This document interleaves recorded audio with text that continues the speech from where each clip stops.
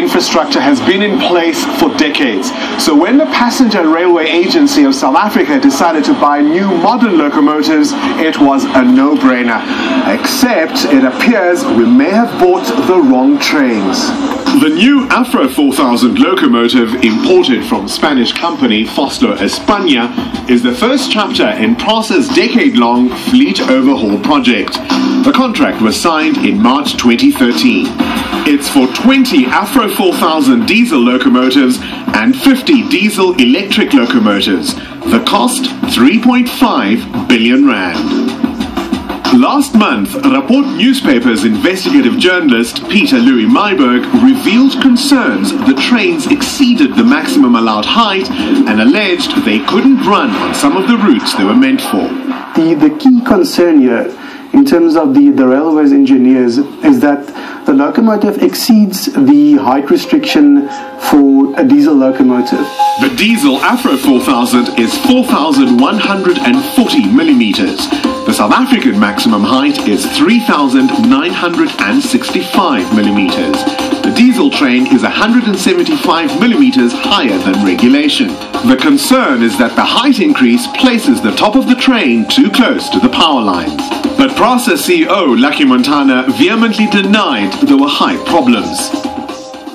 In our testing, we've gone through many, not bridges, but tunnels. Even now, Prasa insists the locomotives they ordered are compliant. Documents in our possession show that as late as November 2013, they requested Foslo to lower the gauge height of the trains in order to be compliant with South Africa's maximum standard. Prasa's own engineers suggested the import be delayed.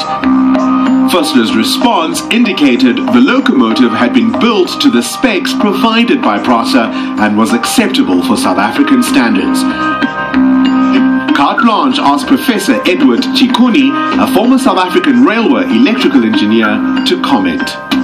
I don't think there's any threat to electrocutions or flashovers. Surprisingly, Professor Chikuni stated he did not deem it necessary to replace any overhead power lines and that the trains would pass safely through. From just an engineering point of view, the many clearance that they have, they are quite safe. And this is the distance which is allowed by the international organizations. It is 150 millimeters from here to here. But the release of the documents were damning, so Prasa reacted by hosting a press conference. And I want to assure the country, I want to assure government, I want to assure the people of South Africa that Prasa has brought one of the best locomotives you'll ever find, not only in the country, in the world.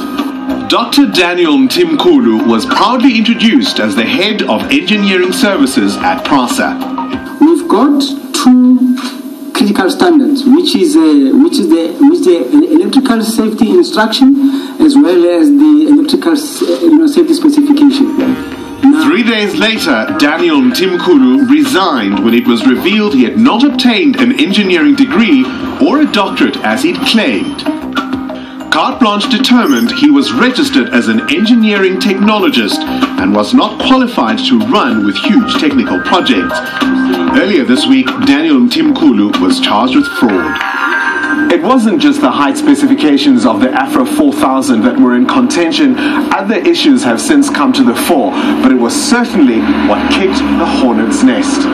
If you look at the tender documents, and these kind of issues will certainly be coming out in future reports, there are very real concerns around the way this tender document was set up, and there are certainly key role players in this industry who were involved in this process, who basically state that this tender was set up in order for Foslo España to win it. These were obviously questions which Prasa needed to answer, so we confirmed an interview time with Lucky Montana. Having agreed to an interview, Lucky Montana has since withdrawn, saying we didn't seek his permission for the other people we spoke to for this piece. I tried to phone him to tell him that's not how we work, but all I get is his voicemail. Undeterred, we continue to proceed with interviews. spokesperson for local manufacturers, Kunrad Bezuidenhout, says the ruckus at Prasa has focused attention on preferential procurement. We have to try and approach government in a constructive way to make sure that local manufacturers do actually get a slice of the action which is fair and which allows them to scale up and to support the products that they sell after the sales have already been made, and which we think we can do much better than the overseas suppliers have done in the case of the current Prasa procurement. Many of the boards are non-functional.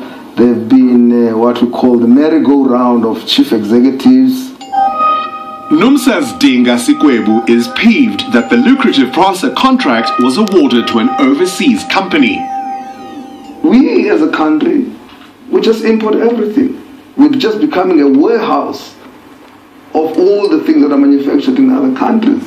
And this decimates jobs. And in some communities, it just leads to these communities becoming dead cities. I heard even some of the unions saying we can build these locomotives in Kudusport. The locomotives we bought cannot be built by any company here. The handling of hedging is the latest question raised over the tender.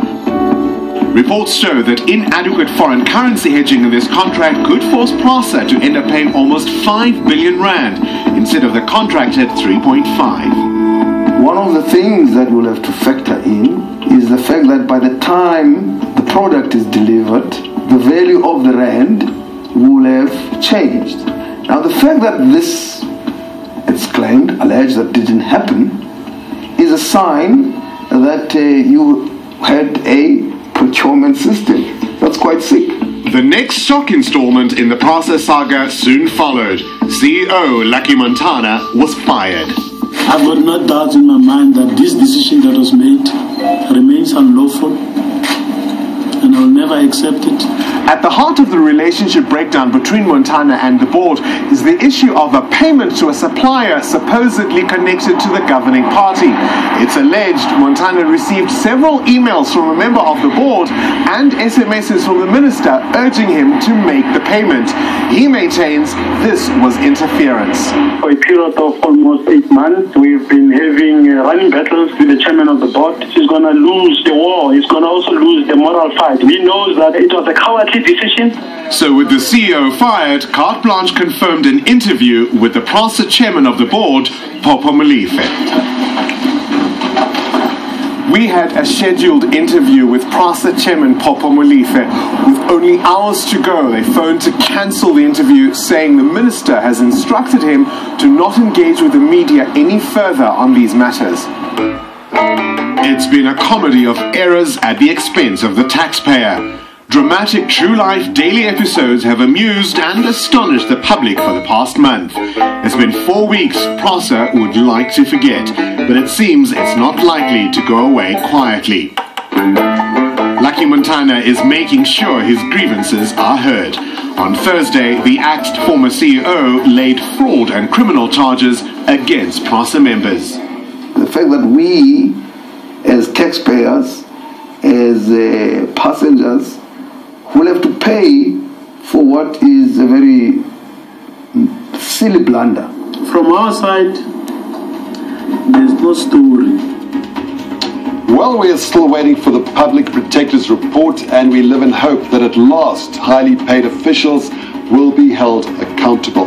Send us your thoughts on social media.